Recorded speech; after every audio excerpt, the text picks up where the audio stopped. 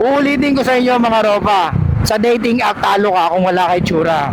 Tandaan nyo, it's only fucking 10 seconds. Okay?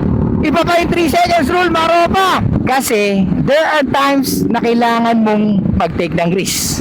Okay mga ropa, ito yung lagi nyo tatandaan. Kung kailan nyo pwedeng yayain ang babaeng gusto nyong makadate. Tandaan nyo ang babae, kahit nagwapo ka, mayaman ka, hindi ibig sabihin nun papayag na siya lumabas pag inaya mo siya. Di ba nahulog yun natin, receiver natin doon sa DJI natin. So, hindi natin siya magagamit ng malinaw, pero pwede naman siya as Bluetooth. So, ginamit natin to ngayong Insta360 natin. Pag ginamit mo pala siya, pag nakapatay yung camera mo, namamatay siya. Ang nangyari, nasayang yung isang content natin. Kaya ang mangyayari, ulitin natin for tonight. Okay? So tara, samahan nyo ako mga ropa. Babasahin ko muna sa inyo bago tayo umalis. So ito mga ropa. Sabi niya dito, good evening ropa. Genuine question lang. Gaano ba katagal ka usapin or to get to know ang babae bago ko yayain lumabas para mag-date? So yan, by the way mga ropa, suot natin ang ating riding jersey na binigay sa atin ng Archer Athletic. Lalagay ko dyan yung link, click nyo lang. Makikita nyo dyan kung gaano kamura. It's only 520 pesos mga ropa. Pero na kagad kayo riding jersey. So yun mga ropa, kailan nga ba pwedeng yayain ang babae na kinakausap mo para makipag-date? Or kailan mo siya pwedeng yayain lumabas? Yan ang tanong ng isa sa mga ropa natin. Mga ropa, comment below, sa tingin nyo, kailan ba? Kailan ba natin pwedeng yayain ang isang babae na gusto nating diskartehan? Kailan natin siya pwedeng yayain lumabas? May mga signs ba? Meron ba dapat na mga weeks or months kung kailan mo siya dapat kausapin tapos saka mo siya yayain? May ganun ba mga ropa? Just comment below. Okay, ano ang kailangan sa babae para gumaan ang loob sa atin? Ano ang dapat nating mga gawin para pumayag ang babae lumabas kasama tayo? Tandaan nyo ang babae, kahit nagwapo ka, mayaman ka, hindi ibig sabihin nun papayag na siya lumabas pag inaya mo siya. So, kailan nga ba natin siya pwedeng yayain? Meron ba tayong tinatawag na tamang panahon or tamang diskarte? Okay mga ropa, ito yung lagi nyo tatandaan. Kung kailan nyo pwedeng yayain ang babaeng gusto nyong makadate. Lagi nyong tatandaan, ang babae nagbabase sa kanilang nararamdaman. Ang babae laging sinusunod ang kanilang nararamdaman. Lagi natin sinasabi yan, di ba? Lagi nyong tatandaan na ang babae sasama sa iyo o sasama sa ating lumabas once na feel na nilang komportable sila sa iyo. Ulitin ko mga ropa, kailangan ma-feel comfortable ang babae sa iyo bago siya sumama sa iyo. So ibig sabihin ba suplado mo to, mga 2 weeks, 3 weeks pwede na? Hindi natin kailangan tignan yung time.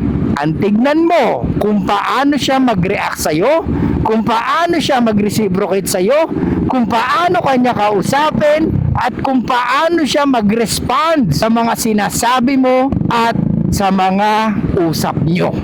Kailangan ma-feel comfortable ng babae na dinidiskardihan natin bago natin sila yayaing lumabas. But don't get me wrong, pwede mo pa rin yayain ang isang babaeng gusto mo kahit na wala ka pa doon. Why? Kasi there are times na kailangan mong mag-take ng risk kahit na alam mo na suntok sa buwan na pwedeng umuo siya. Di ba? Kailangan mo mag-try kung papayag siya na sumama sa Europa. Maliwanag? Pero, syempre, mas maganda, confident ka na sasama siya pag niyaya mo siya, kaya dapat ayain mo siya pag komportable na siya. Okay?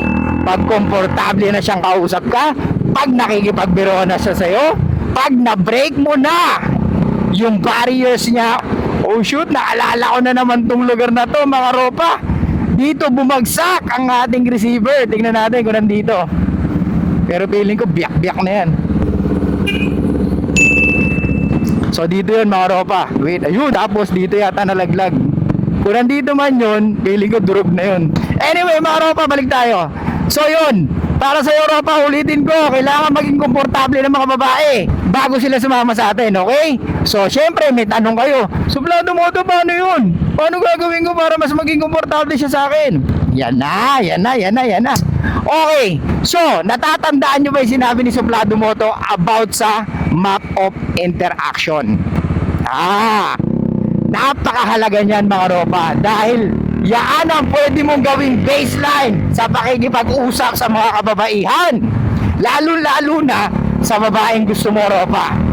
Ang map interaction, kung tayo gumagamit ng Google Map or ng Waze papunta sa gusto nating puntahan, ganun din sa map of interaction. Sa una, gagamit ka ng Waze.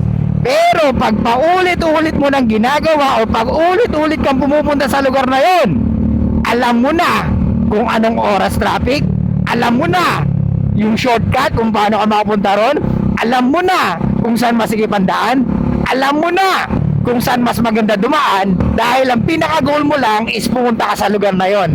Okay? So maraming way, pwede ka mag-LX, pwede ka mag-MacArthur, pwede ka mag-C5, bahala ka kung saan mo gusto dumaan, kung saan ka komportable. Basta ang pinaka-goal mo is makapunta ka sa lugar na pupuntahan mo, tama? At pagkabisado mo na yon, hindi mo na kailangan gumamit ng anything, GPS, Waze, or Google Map, di ba? So syempre, lagi mong pipiliin yung daan na mabilis, di ba? Ang lagi mong gagamiting daan is yung reliable o yung mabilis. So kaya pag nalaman mo na kung paano yung mga shortcut, kung saan magandang dumaan, kung anong oras hindi traffic, kung anong oras traffic, mas madali na sa'yo puntahan ang lugar na gusto mong puntahan dahil lagi mo na siyang napupuntahan. Okay? So ganun ang map of interaction. Nag-i-start siya sa attraction, you need to make yourself attractive. Lagi ko sinasabi sa inyo yan. So nag-i-start sa attraction, papunta sa rapport. So you need to break the ice mga ropa. So kailangan lagi kang may breaking the ice. Okay? So kanina may bago tayong client. So tinanong niya, ano daw ang pangalan ko? Sabi ko, what is your name? Sabi niya, her name is Jill. Ang sabi ko, my name is Jack. What? O, di natawa siya. Alam niyo na, di ba? So ganun ang breaking the ice. Gets? So sa mga babaeng gusto nyo, para ma-feel comfortable sila o kahit hindi nyo gustong babae, let's say nagtatrabaho kayo sa sales, kailangan nyo ma-break yung ice. Kailangan in 10 seconds makakonect ka na agad sa kanya. I'm not saying emotionally. Kailangan ma-break mo yung ice para maging alert siya at para makuha mo yung attention niya. Tandaan nyo, it's only fucking 10 seconds. Okay? Iba pa yung 3 seconds rule, maropa. 3 seconds rule is kailangan lapitan mo na kagad yung babaeng gusto mong kilalanin. Hindi yung maraming pasikot-sikot ka pa. Ay, hindi, maraming tao. Kaya ayoko kasi ganito. Ay, ayoko, nahiya ako sa mga tropa ko. Ay, baka inaasar kasi ako ng mga tropa ko eh. Ano kasi, puro babae sila eh. Baka mamaya ma-open sila. Putang ina, ang dami mong reason, hayop ka. The truth is, ayaw mo lang kasi duwag ka. Puro ayabang mo sa social media. Pero nung meron ka ng i-approach na babae, tiklop ka. Willing kang makipagsapakan, willing kang paduguin yung mukha mo, willing kang bumuhat ng 120 kg, willing kang makipagtrastukan sa mga tao. Pero putang ina, nung nakita mo yung babaeng gusto mo, ano ginawa mo? Tiklop ka. Ang dami mong reason, ropa. Ang dami mong sinasabi na wala namang kinalaman sa pag-approach mo ng babae. Kaya mga ropa, bago kayo magyabang, siguraduhin nyo na kaya nyong kumausap ng babae. Bago kayo mag-flex, siguraduhin nyo na kaya nyong mag-approach ng babae. Hindi puro kayo social media magaling. Eh alam naman natin na kayang-kaya nyong manipulahin yung mga sagot nyo sa social media. Oo, magaling ka sa social media, ropa. Pero pagdating sa actual na, baka nga ka, ropa. Ang daming ganyan. Kasi bago mag-reply, mag-iisip muna 3 minutes, tsaka magre-reply. Eh paano pagkaharap mo na siya? Dahil nakuha mo or na-convince mo siya na lumabas kayo through social media or through dating app, so feeling mo ang galing mo na. Eh kaso, nung nagkita kayo, actual na. So siyempre, pag nagsalita siya, dapat mabilis ang utak mo, Ropa. But the problem is, umasa ka kay ChatGPT, umasa ka sa Google. O ano nangyari? Wala kang masabi, Ropa. So ano nangyari? Hanggang first date ka lang.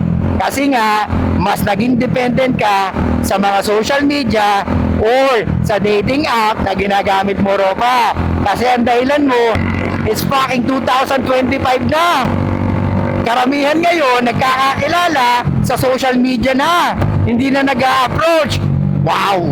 Talaga ba, Ropa? Eh kung sabihin ko sa'yo, ang gusto ng karamihan mga babae ngayon is organic. Yung makilala nila, yung lalaki o yung i-approach sila. Kasi dun pa lang, ang taas na kaagad ng tingin niya sa'yo, Ropa. Why? Kasi nga, ang lakas ng loob mo dahil in-approach mo siya. Ang mga babae, alam agad kung gaano ka ka-confidence, Ropa. Nakikita nila sa kilos mo, nakikita nila sa pananalita mo. Pwede kang confident sa social media, pero sa personal, nga ka. Kaya stop flexing na malupit ka, Ropa. Kung talagang malupit ka, umapproach ka ng babae, Ropa. Ilabas mo ang galing mo. Baka sakaling may matutunan din kami sa'yo, Ropa. Uulitin ko sa inyo, mga Ropa. Sa dating app, talo ka kung wala kay tsura. Okay? Kasi sa dating app, mukha ang tinitignan. Hindi personality. Hindi kung paano ka makipag-usap. Unang tingin pa lang nila, ay, hindi cute. Swipe left. Ay, mukhang maliit. Swipe left. Diba? Ay, hindi swagger. Swipe left. Ay, ang layong lugar. Swipe left. Babalik tayo sa map of interaction. Map of interaction ay nag-i-start, of course, sa attraction. After nun, you need to build rapport. Sa rapport, meron kang 4 na tatandaan. Una, light rapport. Pangalawa, wide rapport. Pangatlo, deep rapport. At pang-4, release. So kung ano man yung mga pinag-uusapan nyo, seryoso man or hindi, madrama man or hindi, you need to release and you need to change the topic. At yung pinakahuli is relationship balance.